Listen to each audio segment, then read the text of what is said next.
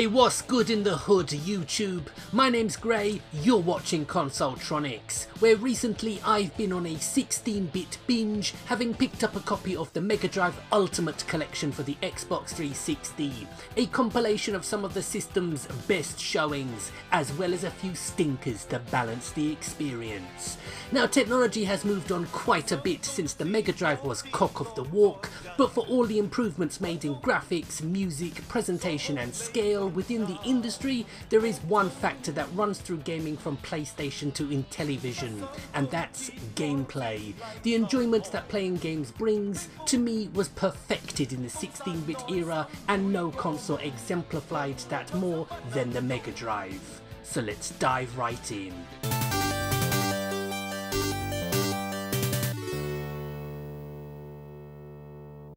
Here's what. Here's a blast from the past. This Shinobi-style Robocop ripoff may not be the best platform shooter, but for old-school arcade thrills it doesn't disappoint. Of all the vintage Sega franchises that fans clamour to see resurrected, it's always puzzled me why this game is never mentioned. It's great.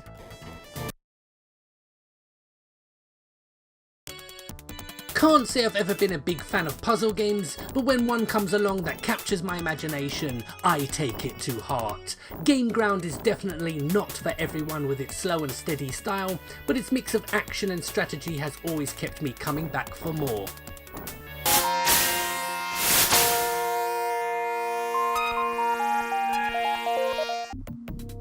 Hand on heart, I can't say I ever really cared for Echo the Dolphin and his Captain Planet style fishy adventures, but it's something different at the very least, so if you're tired of the same old action titles, give the unique Sega property a bash.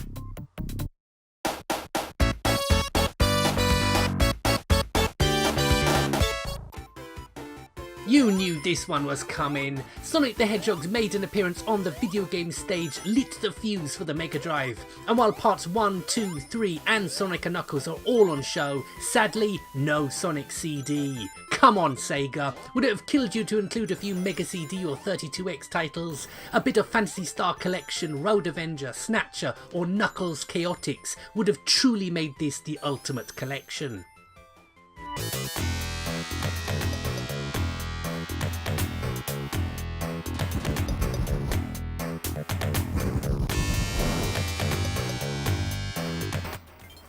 One of the forgotten jewels of the Sega crown, this fashion-conscious platform adventure which has you equipping various helmets, each with their own unique abilities in order to progress through the many levels, is one you need to play.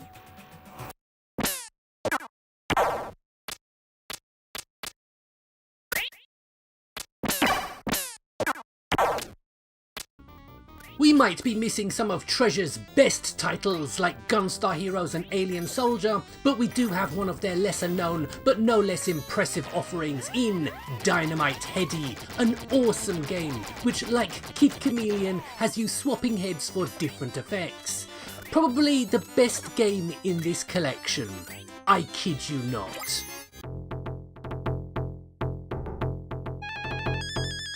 The quintessential medieval hack-and-slash classic. Just give me a moment and I'll tell you all about it. Right now, I'm trying to get a better look at Tyrus Flair's arse.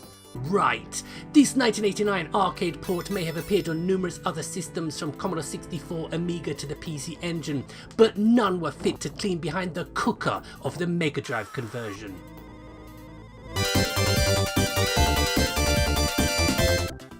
As the font of all knowledge when it comes to retro and a stalwart Sega apologist, I'm often asked, why Sega persist in making Sonic games when it would be far kinder to take the blue blur out behind the bins of Sega Europe's HQ in Chiswick and just shoot the cunt? Well, the answer is Restar. Let me explain. This was one of many high-profile post-Sonic platformers released by Sega that most of you have never heard of and fewer of you have even played. Following these snubs, Sega, feeling backed into a corner, just kept pumping out the Sonic games. Despite how bad they seem to deliberately make them, you keep buying, and the great games like Restar remain forgotten. Or is it Ristar? But let's chat a while about something a bit more jolly, shall we? Like the greatest 16-bit RPG series you've never played. The Mega Drive's Phantasy Stars 2, 3 and 4 are all here in all their top-down sci-fi glory, with the original Master System version as an unlockable.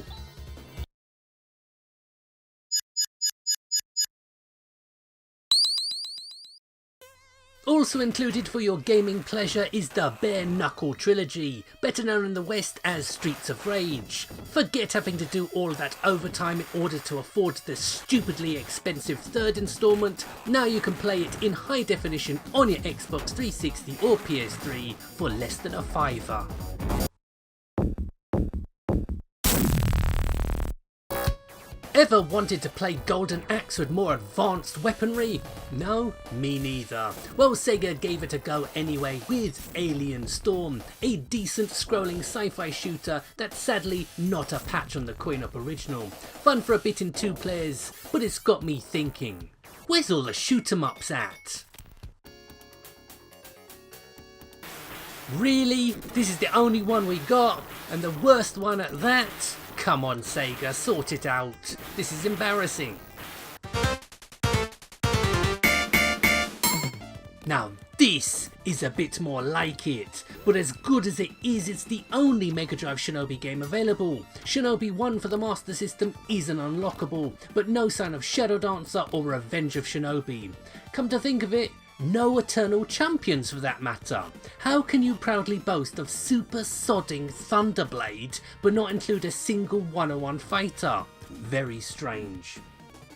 And for the final game I'm going to look at, I did think about Altered Beast or the excellent Comics Zone, but you know what? More people need to play this game, Shining Force. If Phantasy Star was Sega's answer to Final Fantasy, this was their take on Fire Emblem, a great little grid-based tactical RPG that never got the respect it deserved, but it's never too late. Try it yourselves, and you'll see why I rate it so highly. So there we have it folks, I didn't look at every game here, there's over 40 all told, just a selection that's kept my idle hands busy recently. And if any of you are wondering why videos have been slow in coming over the past few weeks, that's because I've been trying to jumpstart my second channel, Video Holocaust, of late, where I review the weird and wonderful from the world of horror and action movies in my signature style that you've all come to know and love. I've put links on screen of some recent uploads, so why not check some of them out and let me know what you think. And don't worry, I will have plenty of retro related gaming content coming your way very soon. So my name's Gray, this has been Consoletronix, thank you very much for watching, and goodbye.